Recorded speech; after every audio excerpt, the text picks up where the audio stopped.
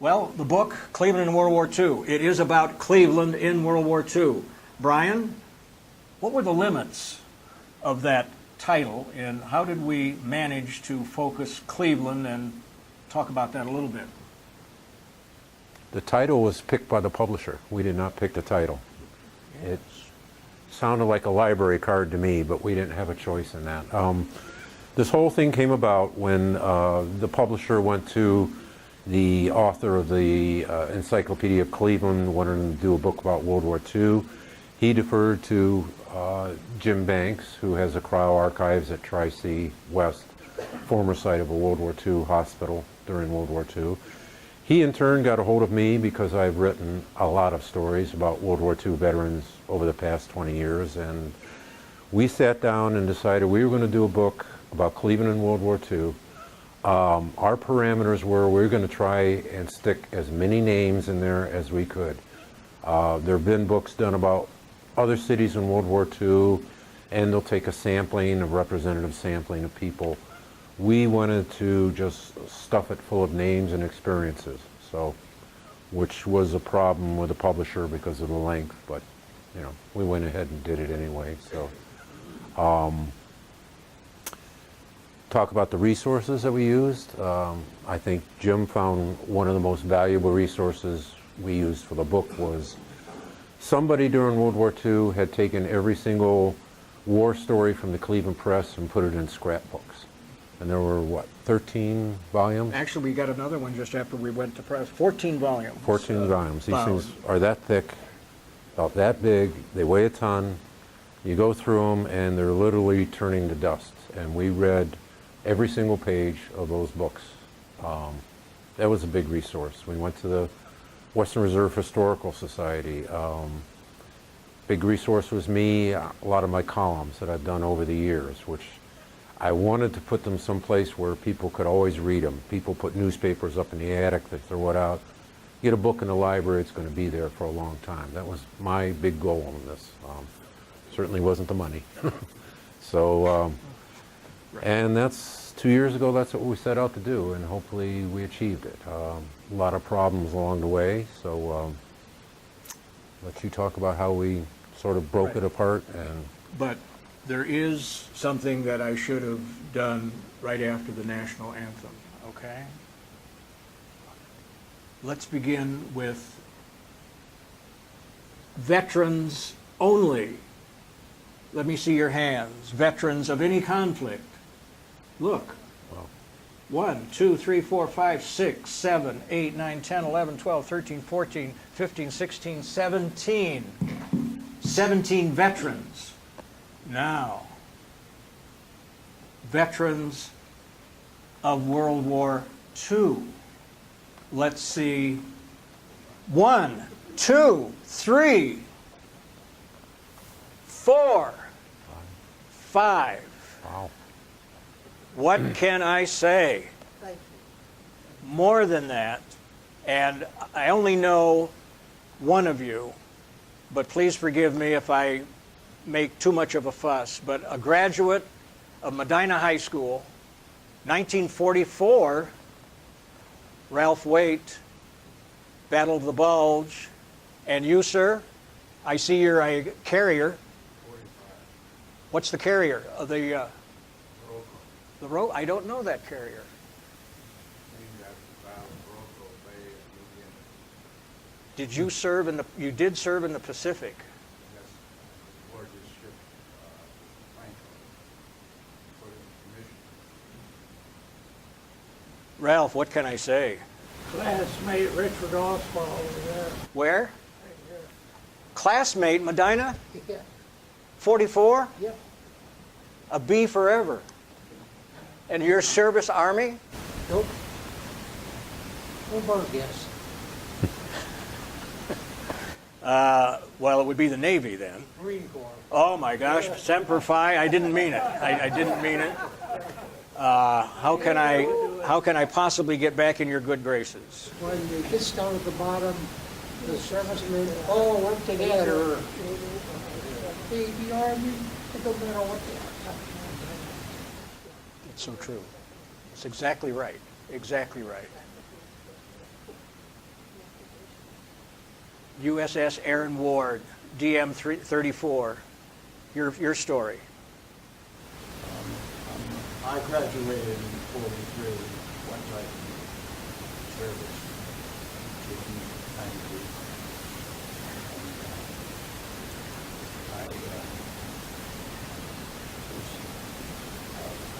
I had worked for 3 years for the railroad, and I knew Morse code. I thought I'd go into it. He knew Morse code. Now you ask a 19-year-old, do we have a 19-year-old present? No, of course not. Morse code. Well, I found out that the railroad uses American Morse and the Navy uses international Morse. The difference is international Morse is dots and dashes. American Morse is dots and dashes and spaces. All right, dots, dashes, and spaces is the American Morse code, and it's dit-da for the European or non-American, right? But I went in right after high school and went to, I was very good in math. They gave me a test and I was said, give me, you're going to take a course in fire control. And I had just got out of boots and they had a metal building with a mattress in there. We sprayed it with oil and you were supposed to go in and put it out. And I come out of there with my eyes Singed, burned, yeah. And I said, boy, I hope I don't have to go and put out fires. And I thought fire control was that, but it was fire control was controlling fire and guns and Right. working computer and stable element and the technical stuff. And I went to 6 months of training at Great Lakes. The top 3 in the class went to 6 months in Washington, D.C., where at the time of the war, the women outnumbered the men 10-1. Good duty, right? Yeah, I had liberty every night, and somebody else has 6 of mine because I was dating only 4. Dating only 4 out of the 6. Well, you really slowed down, haven't you, since then? Yeah. I went out on the West Coast and was attached to the Aaron Ward. That was a destroyer converted over to a mine layer. DM, yeah, minesweeper, mine layer, yes. And we follow the sweeps. We follow the sweeps in 3 days before Okinawa. And April 44, cleared yeah. the- Or 45, excuse me, April 45. We cleared the beach, 3 beaches, so that the Marines wouldn't hit them. He's protecting They them. don't do so well, but they usually Yeah. a Navy man. I want a clean break. Okay. Okay. So anyhow, we landed the Marines 40. It was Easter morning, 8:30 in the morning. April 45. And then we helped bombard the shore. And they moved ahead pretty good. So we took 6 kamikazes and 3 bombs at Okinawa, but lost a third of our crew. We brought the ship back 16,000 miles to Brooklyn Navy Yard. Didn't that look great to you when you saw the Brooklyn Navy Yard? Yeah. Really? I mean, think about, oh my gosh. But they sold a $6 million ship for, like the government does, $37,000. Well, yeah. What was the name of the ship? It's the USS Aaron Ward. I don't know if this is working. Is it? Yeah, okay. There's another speech too, Navajo. Yeah, oh, yeah, Navajo code talkers, right. Yep. I wanted to get to the other, sitting in the front row. Ralph, you want to say something about dear old Medina or Belgium and Bastogne? Well, I was part of the Band of the Bulls and was in Belgium and got frozen feet and had to go back to Paris for 2 weeks in the hospital. But then I recovered and went back to the 99th Infantry Division. The 99th had some problems too because there were some prisoners taken. Right, Right. right. Okay. Well, I didn't know we were gonna, but this is something, isn't it? Yeah, yeah. A historian and a journalist, and now another World War II veteran. You got your Battleship Texas. the battleship Texas, a gunner on the Texas, and I'm sure you were in the Pacific, correct? Oh, yeah. A long time. Out in the west. What this audience doesn't need to know, but it's an astounding thing, the average age of the World War II veteran is 92. Am I in the ballpark? 92. So far, so good. 92. Do I hear 93? I'm 92 also. 92, double, all right, that's a double. Do I have a triple 92? I don't have gray hair. 91, here's a baby here, this kid. I don't know. And Semper Fi, 90. 90. 90, he lied about his age because, as you know, the Marine Corps is an all-volunteer service, and we couldn't hold him back. Now, do I have that right? 4 World War II veterans in this library of learning. Is that right? Is that right? Okay. I don't know right now that we need any more Mike, so let me just do something. What? What? Oh, we didn't have our carrier guy talk, did we? Well, yes, there'll be a drawing at 9 o'clock for a frozen turkey. Oh, the baby is here, 89. Let's hear it for the baby, shall we? All right. I brought this as a show and tell. This is a National Geographic of the Asian theater. Now, what you need to notice, those of you who served on the Arizona or other parts of the PTO, Pacific Theater of Operations, will notice the size of that theater. Staggering. You might be able to find Hawaii if you look carefully. So I just brought it to pass around, and maybe it'll bring back memories of where you were. And then over here, I don't want to leave out this side of the room. And I know you're not Pacific, but this is the European theater.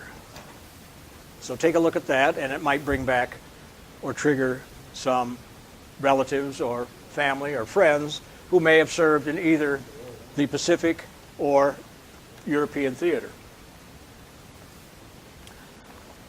A few facts about the book. Well, this is what it looks like, by the way. It keeps falling over. Cleveland in World War II. Published in November 2015. Yep. Right? Okay.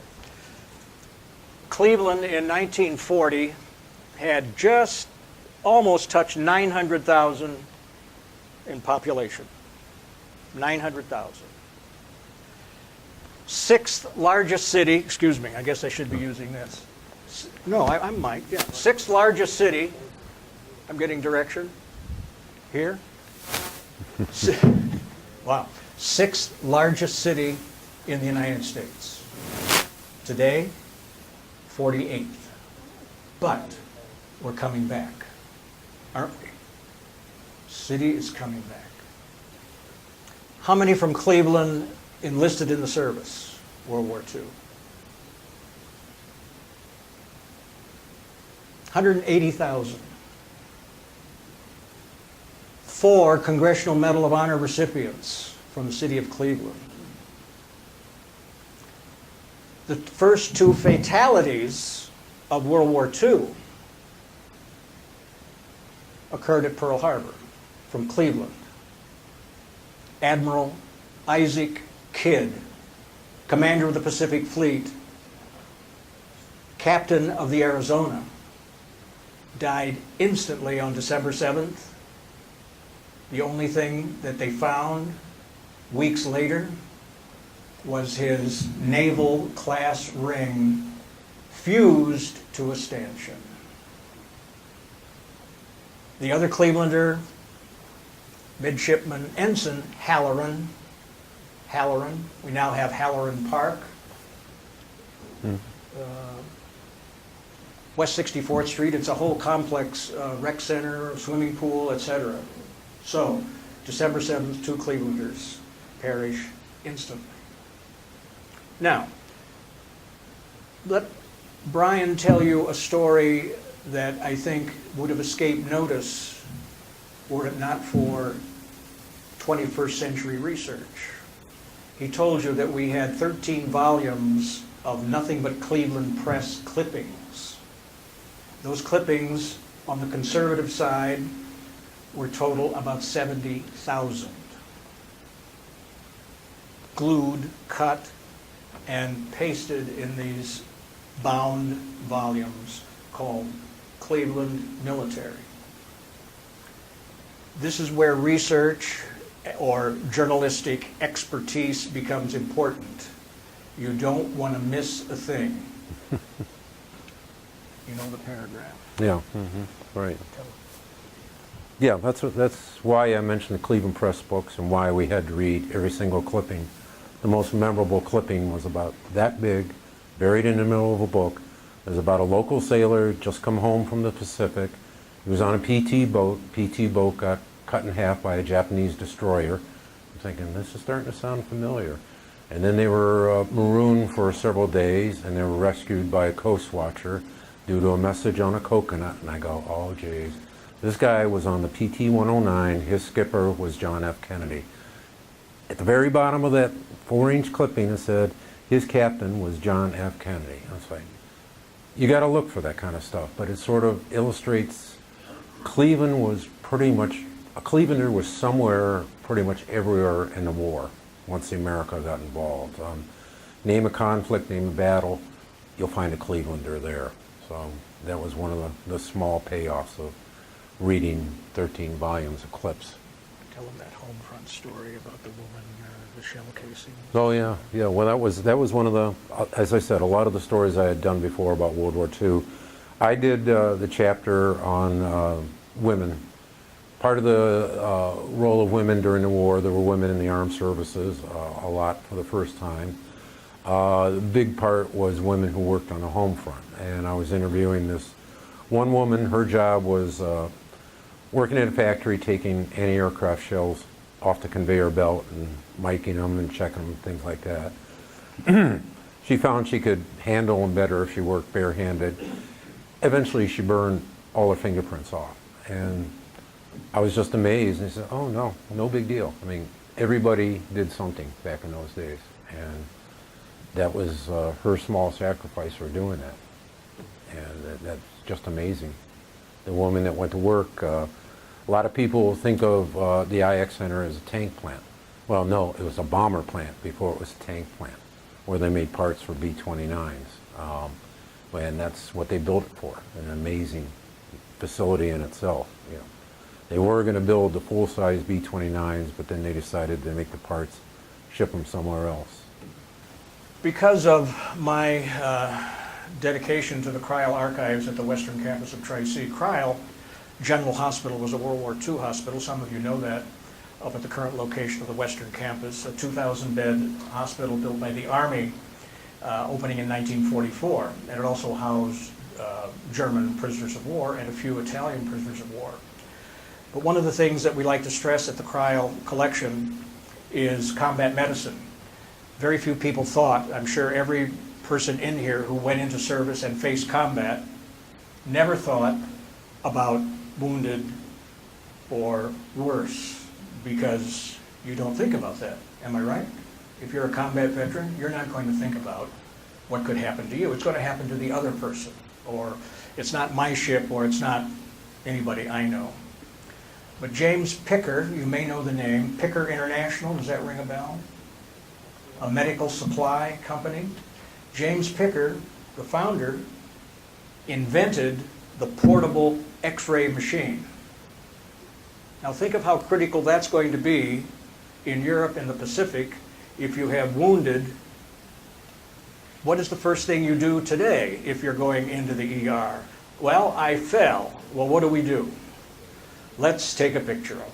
So now you have James Picker, who perfected and developed the portable X-ray machine, which was used by all the Allies in both theaters. And here's the interesting quote. I was searching for it, but I'm not going to waste time searching for it. You'll just have to trust me. He made over $1.5 million in the sale of that portable X-ray machine to the United States government. He gave it back. He gave it back. I didn't develop this to make money.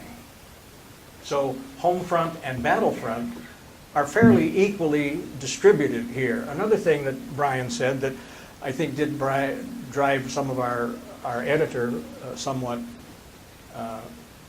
not crazy, but you know, they wanted this book done in 12 months, and they wanted it to be 35, no more than 40,000 words.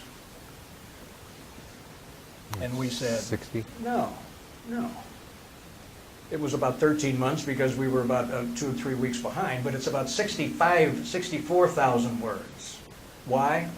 Because we wanted, as Brian said earlier, to get as many Cleveland stories in here as possible. So if you take a look at the index, you'll see over 350 proper names of Clevelanders, literally from A to Z. And some of them in Cleveland are still around.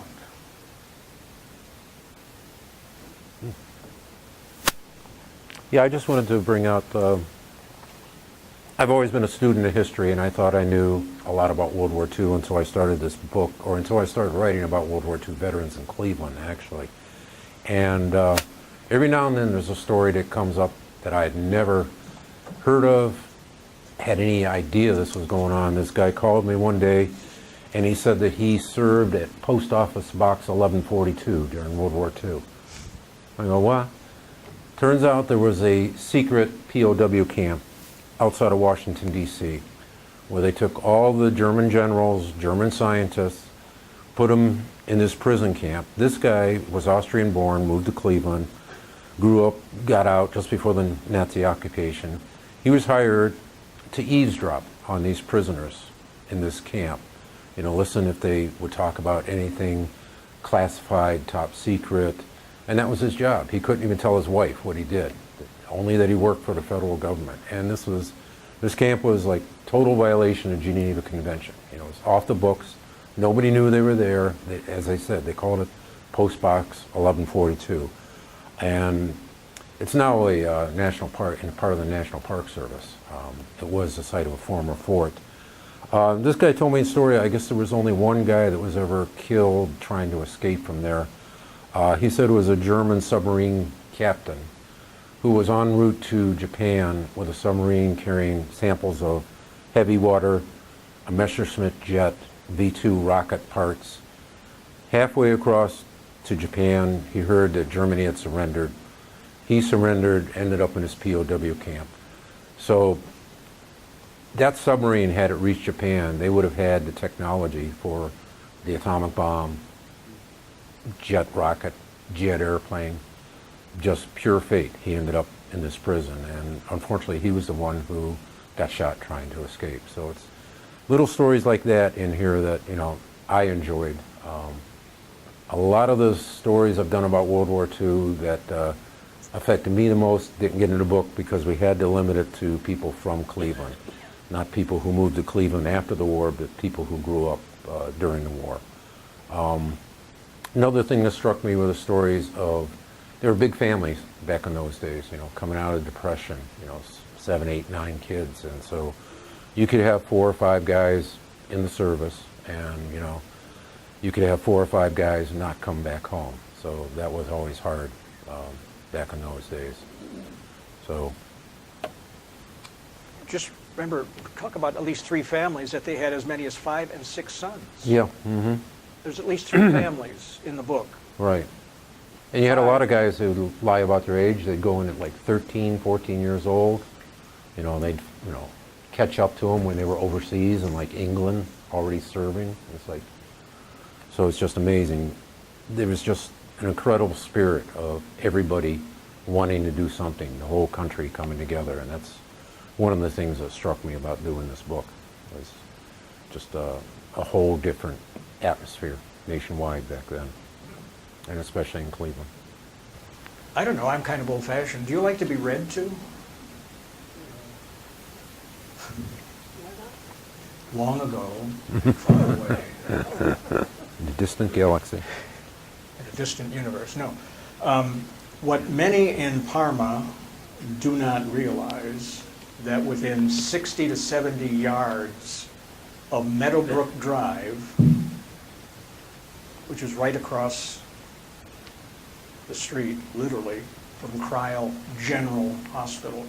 Cryle General Hospital's address was 7300 York Road. Today, Pleasant Valley and York is a major intersection, but also there's Holy Family. But at Meadowbrook Drive, I think there were 2 houses on Meadowbrook Drive. What I'm getting at is that surprising fact that at Cryle General in 1944, 1945, 300 German prisoners of war, most captured in North Africa. Not just 300 at Cryle General, over 2,000 in the state of Ohio. The major facility holding them in Ohio, Port Clinton, because it was a federal arsenal and federal property. In the entire United States, close to 500,000 German prisoners of war, and a much smaller number of Italian prisoners of war. I have a picture here of 3 from Cryle. Now these guys must have been somewhat conversant in English, or at least were trustees. But the food editor of the Cleveland Press, I haven't forgotten her name, and she's cited in the book, of course, and there's a photo or a illustration. Eleanor Petch. Sorry, I didn't mean to pop my peas. Eleanor Petch was livid. She wrote 3 columns. Do you know that the German prisoners of war at Cryle General are eating better than us civilians here in Cleveland, Ohio? They even get fresh pineapple once a week. Because, of course, all of the Clevelanders and the rest of the Americans, from Little Billy up to Uncle Joe, are on ration books, stamps, and you are pinching every penny, whether it's gasoline or sugar or coffee or anything. These German prisoners are eating better, and here's the kicker. They're being paid 80 cents a day. Right. Which they can then spend at the base BX, PX, Post Exchange, for American cigarettes and other pleasantries.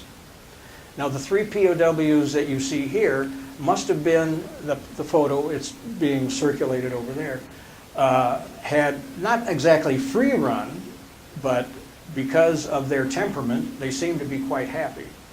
The other story that we read about is when they were captured, again, mostly in North Africa.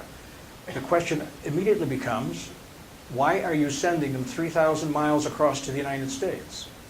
Well, think about the logistical problem. If we had captured, let's say, suddenly I've captured all of you as 19 and 20-year-old soldiers, and you've surrendered to me, kind of like Sergeant York, right? 154 surrendered. What do we do now? We're at war. We have to attack Brunswick tomorrow. What about these prisoners? We have to guard them. Why not send them back to the United States, put them to work where there's a labor shortage in the fields and on the farms, and they can do maintenance. And under the Geneva Convention, they'd be paid 80 cents a day. Seems like a good idea. It frees up our troops, and it also solves the labor shortage back in the United States. Now, there are stories, fairly well documented, about one or two escaping, but of course they didn't know where they were. Most German prisoners, when they arrived in the United States, either in New York, probably the major port of entry, thought they would see New York City in ruins. No. It's not in ruins. The Fuhrer lied to us. So what did they do? Get on a train. Those of you that have traveled and have European friends, and you've traveled yourself, these German POWs had no idea that if you got on a train in New York and came to Cleveland, how big is this country? You're on a train for hours.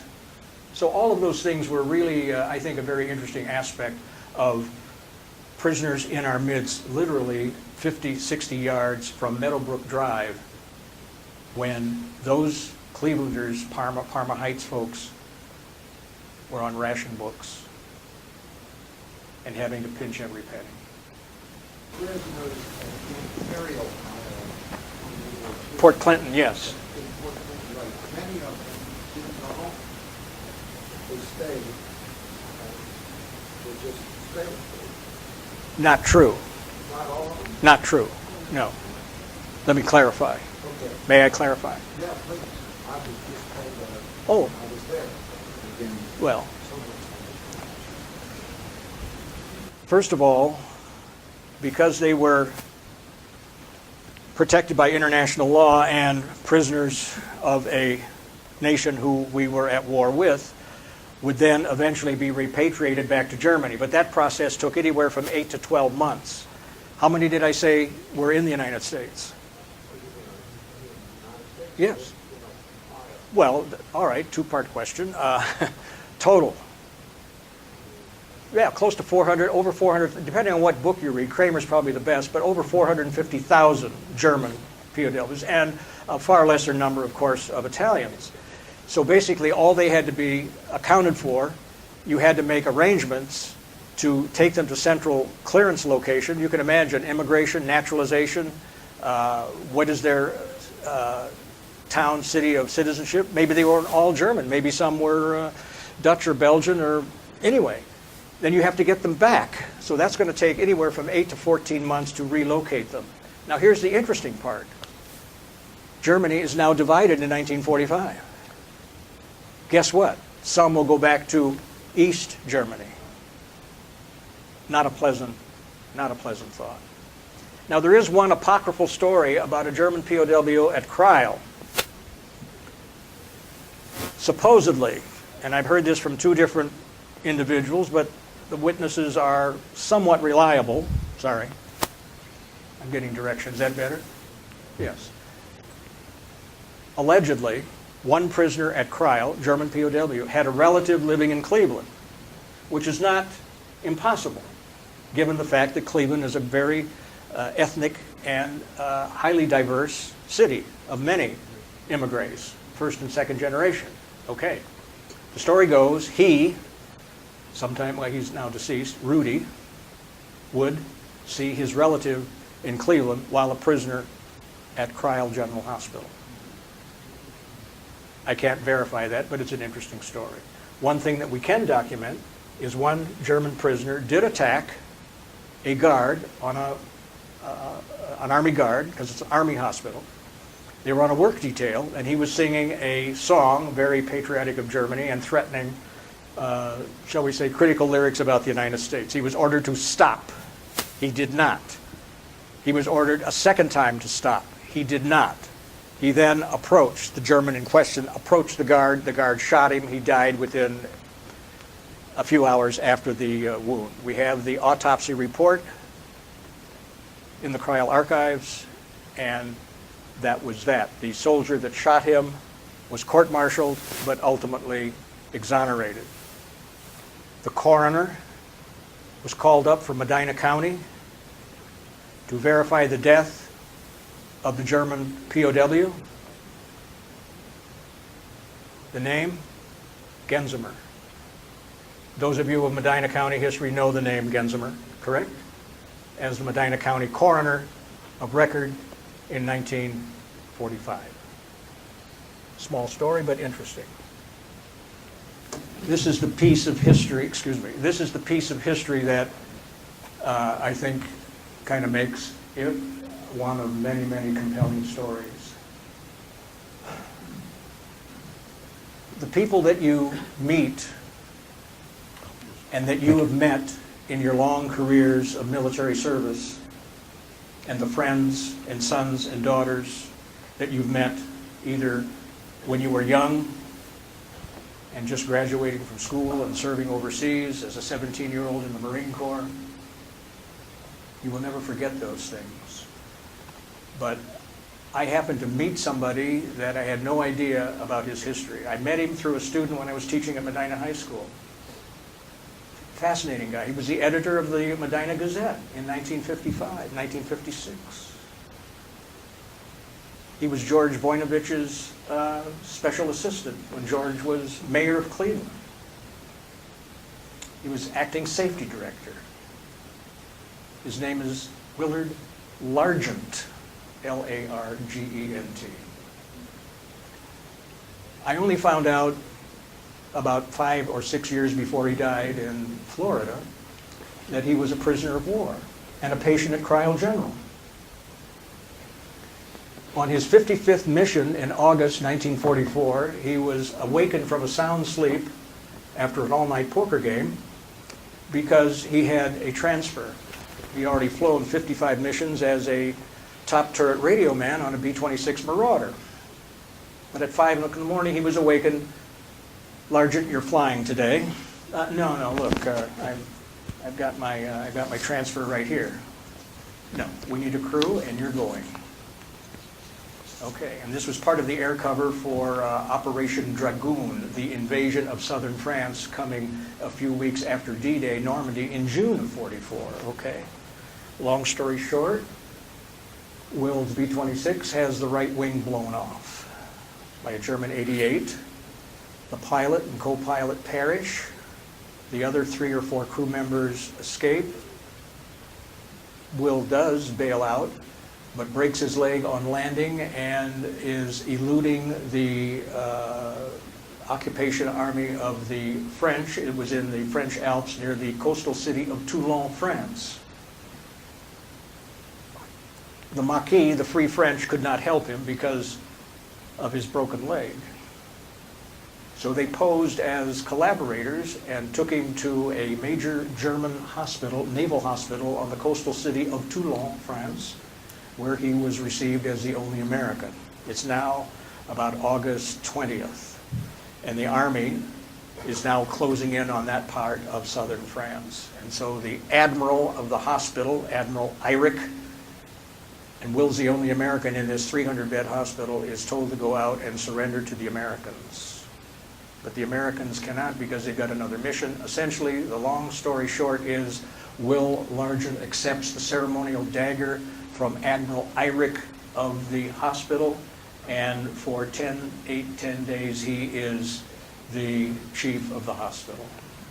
And what I have here, and I'm going to pass around, are the documents of such a surrender. Have your permission to present some. I was going to bring a couple of Mr. Albrecht's articles from the Plain Dealer. Subscribe to the Cleveland Plain Dealer. From time to time, I would note an article in the Plain Dealer that really struck me. And I've prepared several albums that I have at home of articles related to military or wartime incidents. And Mr. Bill Albrecht, as a correspondent for the Cleveland Plain Dealer, wrote 2 articles that impacted me tremendously. and I save the articles, and the articles have led me to other situations that I could never imagine I would be a part of. One article he wrote is about a lady by the name of Betty Gold, a Jewish lady from Poland as a youngster who survived the persecution by the Nazis, survived the Holocaust, moved to the United States, and she would give her talk. Mr. Albrecht, you recognize her. Oh, yeah. Mm-hmm. But her story was so compelling that I arranged for her to speak at several venues, libraries and whatnot. And her story is astounding. Mm-hmm. And I never would have known about Betty Gold if not for Mr. Bill Albrecht's article. A second article by Mr. Albrecht about a B-17 pilot, World War II. Bud Wentz from Shaker Heights. And these are the two articles I hope you will autograph for me, sir. Yeah. This article by Mr. Albrecht about a B-17 pilot, Bud Wentz, is a story about his B-17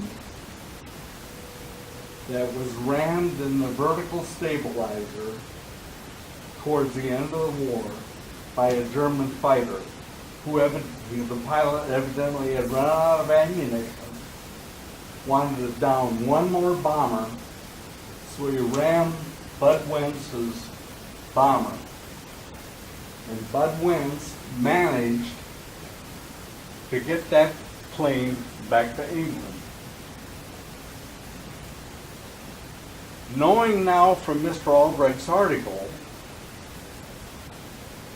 we in our World War II Korean War Roundtable that meets once a month in Fairlawn, arranged to have Mr. Wentz come from Shaker Heights and speak to our group. And he related his experiences about being rammed. It had such an impact on me that one day, I don't know where it was, but I saw this photograph of Bud Wentz's 17 being rammed.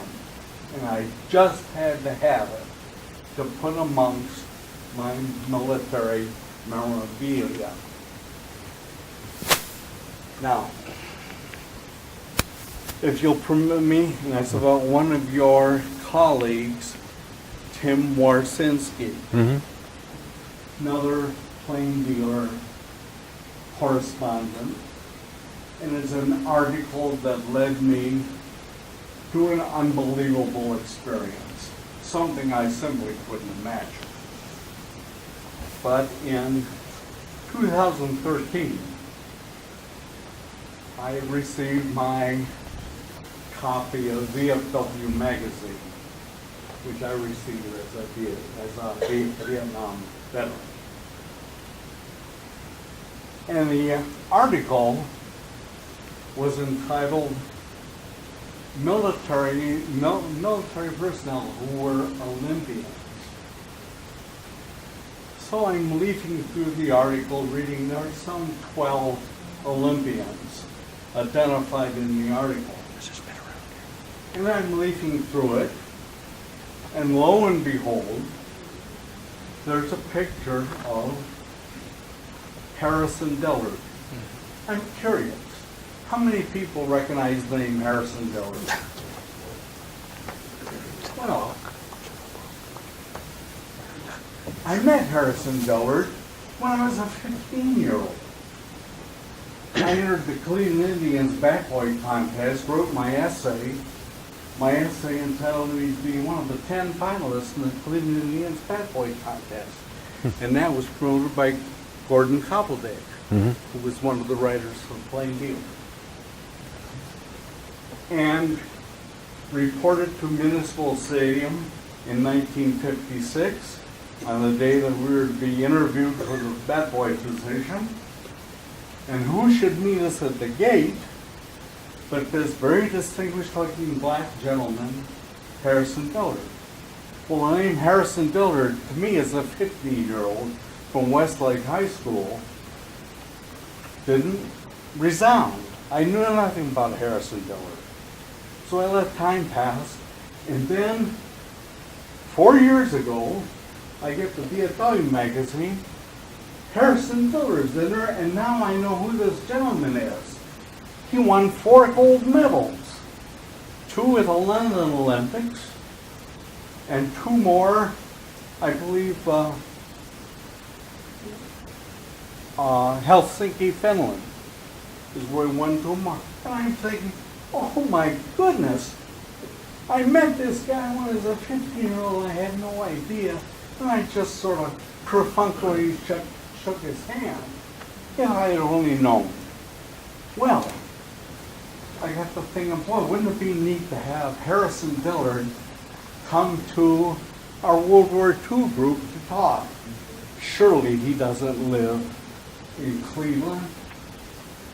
He must be somewhere in Arizona or Florida in the South. Well, Mr. Tim Warsinski of the Cleveland Plain Dealer writes an article in early 2013. Dillard, 89, is a welcome patriarch of high school track and field family. Now, put it all together. The article in the magazine, Tim Warsinski's message, and in his article he mentions that Harrison Dillard is living in Richmond Heights. I couldn't believe it. So I get on the internet, search Harrison Dillard, I get his telephone number. And I dial the number.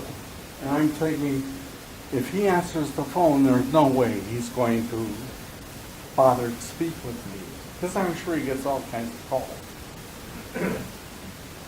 Yeah, the phone is answered. It's Mr. Dillard himself.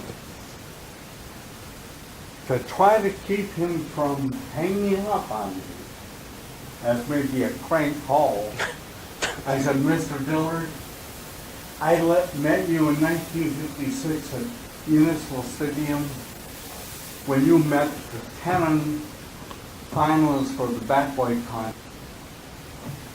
I mentioned Mr. Dillard, trying to think the key word being, I met you regarding as a finalist for the Bat Boy Contest. Well, those were magic words, because he stayed on the phone with me, and we spoke for 23 minutes. And I said, Mr. Dillard, is there any chance you would come to our World War II Korean War Roundtable in Farallon and speak about your experiences? Because he was with the Black 92nd Infantry Division in Italy during World War II, and then he had been a 4-time gold medalist in the Olympics. His response to me was, wait a minute, let me look at my calendar and see if I'm available. I was back on the phone, he said, I can speak to your group in July of 2013.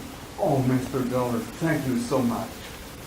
My good friend Larry Heller, over here on the right, had a contact who owned a limousine. We borrowed the limousine, not rented it. Larry served as the chauffeur. I was rode shotgun. We drove up to Richmond Heights, picked up Harrison Dillard, and I had the pleasure of sitting next to Harrison Dillard all the way to Farallon. And he spoke to us. And here, is Mr. Wierzynski's article showing Harrison Dillard when he was a youngster running for East Tech High School in track. Mr. Dillard, as I said, appeared wearing a silver medal. He had one of the Olympics as well. The fact that we are holding this meeting with such a distinguished gentleman resulted in our secretary placing articles in the Akron Beacon Journal and some of the other newspapers in the Akron area to advise the public that such a distinguished guest would be speaking at our group.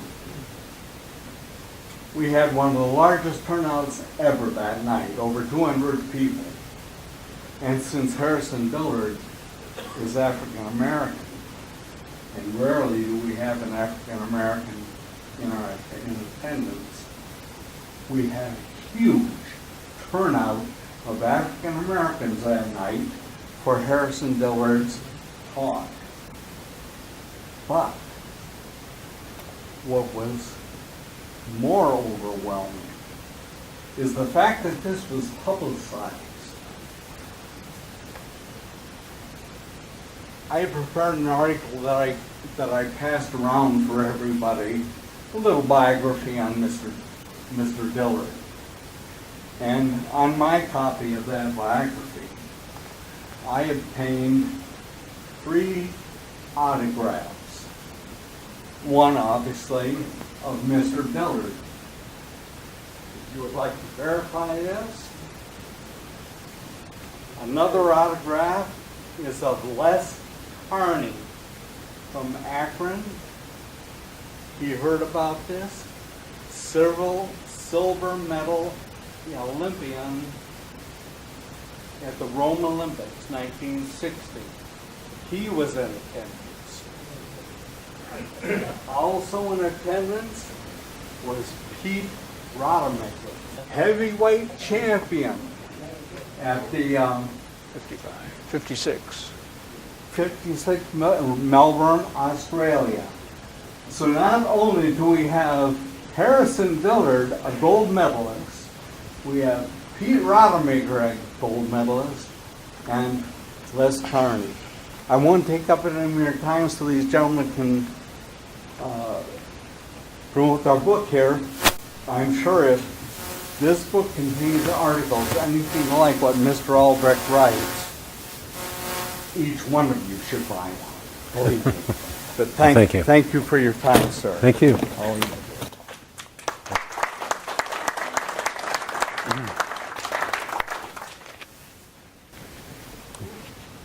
And I'm going to jump in here for just a minute with thanks to Brian for the articles that often they came from, I've lost your name because I'm blown away by this whole thing.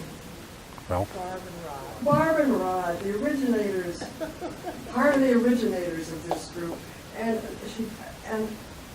many of our speakers came directly from articles that he had written for us. oh, didn't know that. So thank you, thank you, thank you. And I suppose we could have a drawing tonight, because I went upstairs to look at this is just a tiny portion of the DVDs we have upstairs, and they really need to be circulated. We really need to have people take them out and appreciate them. And I didn't find Betty Gold, but I did find Dr. Bud Wentz. So we could have a drawing. So the first one of you could grab this, and then some others. They're all amazing, and thanks again to Dale for videoing and putting these together for us. So I'll put these back on the counter, and thank you for coming. It was the Knights and Tim Burns who started this program. As he said, they ran it for 5 years. I had it for another 5 years, and the stories keep coming. It's all about the stories, isn't it? Mm-hmm. And I'm so grateful that veterans are here with us tonight, all you wonderful working gentlemen. And the stories continue. So thank you all for coming. Thank you.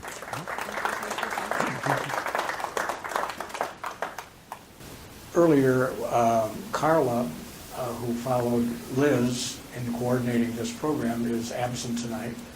And I was able to get from the publisher 5 copies that would be sold by the Friends. Now, I don't know who's going to do that, but there are no representatives from the Friends. There they are. I don't know how we're going to collect cash or what we should charge, but Brian and I would be more than happy to autograph those 5 copies that are back there in cellophane, should anybody wish to buy them, because it should go, any profit should go to the Friends of Medina Library. They were supposed to be here, but alas, they are not. Since I'm not an employee of the library and have no official status, I leave it